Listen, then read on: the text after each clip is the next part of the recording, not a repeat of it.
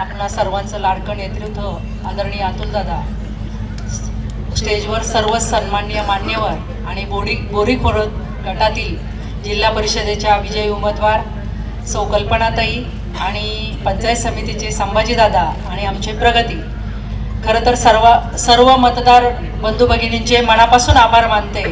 कारण 2007ची पुनरावृत्ती आपण सर्वांनी केली.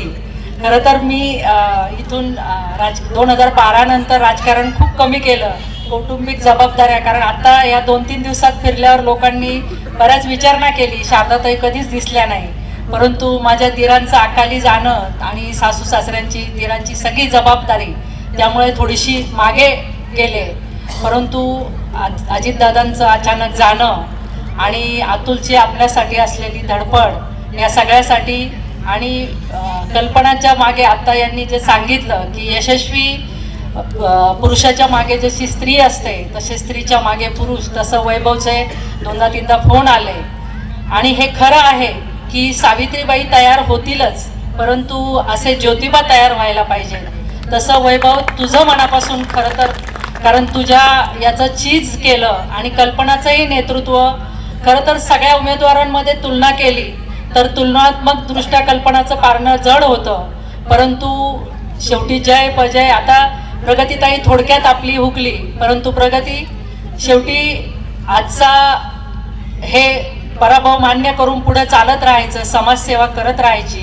ज्याप्रमाणे अतुल बेनके साहेब आमदार नसतानाही जसे आपल्याला आपण बंगल्यावर गेलो की साहेबांचा फोन असायचा, मी वल्लभ बेनके बोलतोय, तसं अतुलचं नेतृत्व आहे. आणि आदरणीय दादांकडे दादांचं जेवढं प्रेमाचं होतं तसंच आदरणीय सुनेत्रा वहिनींचंही अतुलवर तेवढंच प्रेम आहे.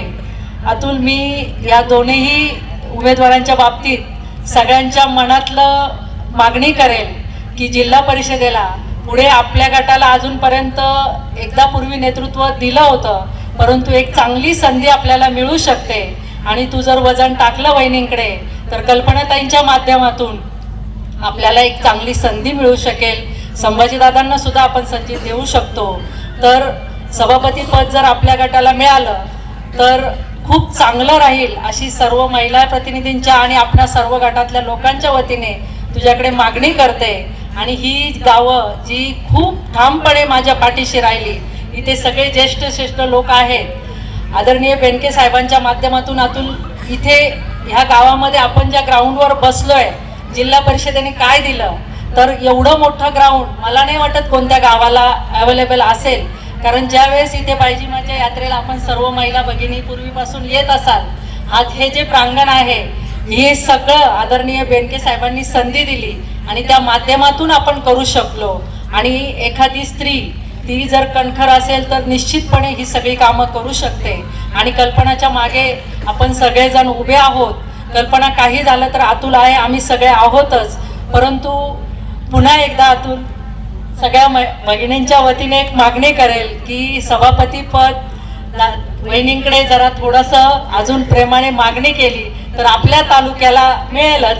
तालुक्यातल्या 5ही महिला खूप हुशार आहेत, पण त्यात माझी जास्त मागणी राहील का अनुभवही सगळ्याच आहेत, परंतु कल्पनाला ती संधी नक्की आपण द्यावी.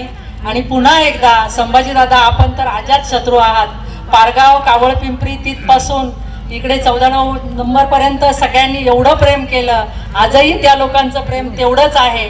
मतदानाच्या माध्यमातून कल्पनाताईंवरही सर्वांनी दाखवून दिले. सर्व मतदारांचे, विजयी उमेदवारांचे सर्वांचे पुनश्च एकदा अभिनंदन करते. धन्यवाद. जय हिंद, जय महाराष्ट्र. धन्यवाद ताई.